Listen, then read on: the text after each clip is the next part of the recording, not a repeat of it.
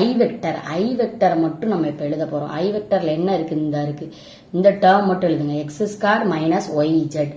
ஐ vector வந்து x equal to ஏவா இருக்கும் போது எக்ஸ் ஈக்குவல் டு ஏ உங்களுக்கு அங்கதான் கொடுத்துருக்காங்க. X equal to 0 and x equal to a. அதுக்கடுத்து y equal to 0, y equal to B.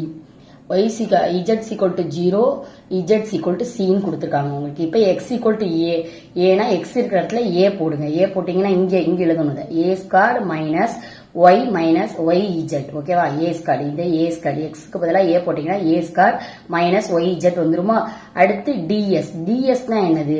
இப்ப நீங்க ஐ வெக்டரை வச்சு சொல்றீங்க. ஓகேவா? ஐ வெக்டரை மட்டும் விட்டுட்டு மித்த உள்ள 2 இதை எடுக்கணும். dy யும் dz. ஐ வெக்டர் எதுல இருக்கு? எக்ஸ்ல இருக்கு. அதை விட்டுட்டு dy dz மட்டும் இதுல எழுதுங்க. dy dz. ஓகேவா? அப்புறம் இன்டகரல் ஆஃப் 0 டு இன்டகரல் போட்டுக்கோங்க.